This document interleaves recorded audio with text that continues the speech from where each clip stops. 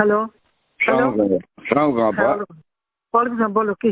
জি আপা, ওই আজকে কি ঢাকায় সব জায়গায় মিছিল ইসের সময় কারফিউ শিথিলের সময় মিছিল করার নির্দেশ দিচ্ছেন? না, মিছিল না, যদি ওরা নামে টামে তো আমাদেরও প্রেজেন্সটা থাকা দরকার ওইভাবে। জি, কিন্তু মিছিল কি করবে? না না না না না, মিছিল করবে না। তাহলে মহানগর থেকে নির্দেশ দিয়ে দিয়েছে সব ওয়ার্ডে সব জায়গায় মিছিল করার জন্য, তাহলে এটা বন্ধ করাই না? দাঁড়ো দাও দাও, ওদেরকে কে বলছে মিছিল করতে? ওদেরকে মহানগর কি করছে? ওদেরকে মহানগর থেকে বলছে। মহানগর কে বলছে? তো মহানগরে কেউ না কেউ বলছে তো। জি জি তো সেটা একটু জিজ্ঞেস করো তো। জি, আমি জিজ্ঞাসা করছি, আমাকে মোহাম্মদপুর থেকে ফোন করলো, মোহাম্মদপুর আদাবর থেকে, যে আমাদের মিছিল অর্ডার করেছে। উত্তর থেকে কাদের ভোলার কাদের ফোন করছে। ভোলার কাদের তো একটা মিথ্যে কথা, ওর কথা কয়ে না তো, ও খালি জি আপা, জি আপা। ওটা জানো না, ও সবসময় কিন্তু মিথ্যে কথা কয়। আপা তাহলে আমি একটু খবর নিয়ে আমি মির্জা আজমকে তুমি জিজ্ঞাসা জিজ্ঞেস করি। করো।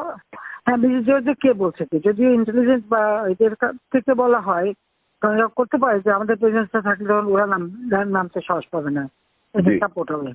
জি এটা হতে পারে, বাট তাহলে তোমাকে একটু জিজ্ঞেস করে নিতে হবে। আমি আচ্ছা আমি ওদেরকে হেল্প করার জন্য হতে পারে, কিন্তু জি মির্জাজমকে জিজ্ঞেস করে যে মির্জাজমকে কে বলছে, জি, ওরা জিজ্ঞেস করে আমার জানাও। আমি জানছি। আর আপা ওই যে তালিকাটা তৈরি করতে বলছেন, একটা তালিকা তৈরি করছি। তা তাড়াতাড়ি।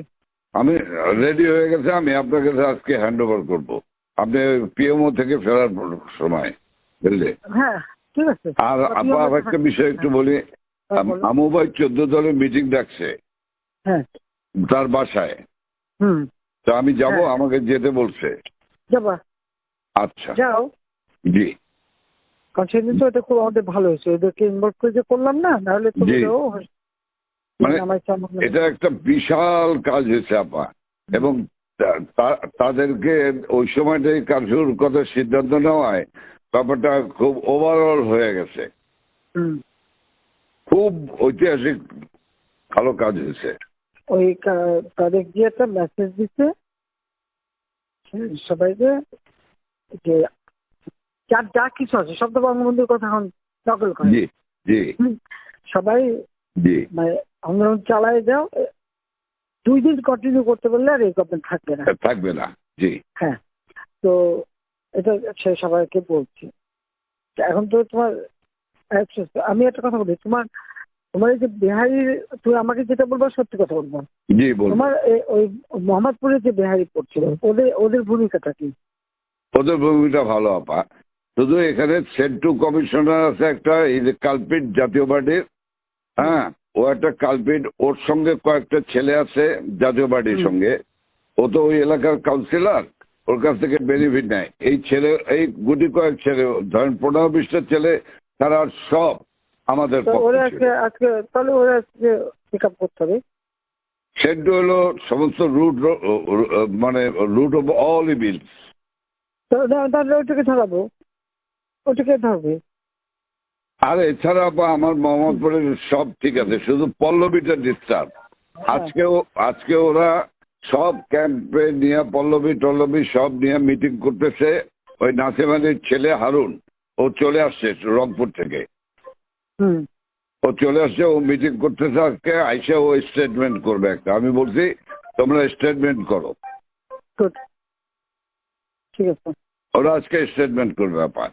কিন্তু হ্যাঁ, ওরা যে সেন্টুরে ধরলে তো আবার জাতীয় পার্টি চাপবে।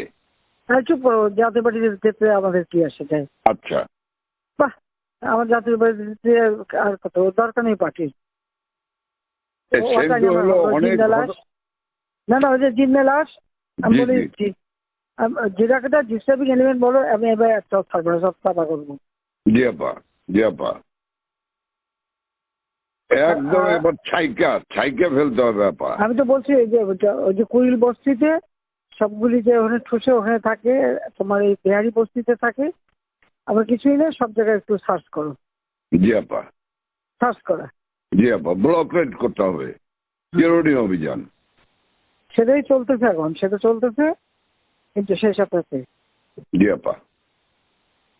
বাঁচতে যেমন কিন্তু বাবরে বাবা। আর আমি ওইটা খবর নিয়ে আজবের কাছে খবর নিয়ে আমি আপনাকে জানাচ্ছি। শব্দ ডিস্ট্রিক্টে নাই। হ্যাঁ, তুমি আমাকে ওইটা জানাও, এটা খুব জি দরকার। হ্যাঁ, জি আপা, আচ্ছা আচ্ছা। জি জি, সালাম আলাইকুম।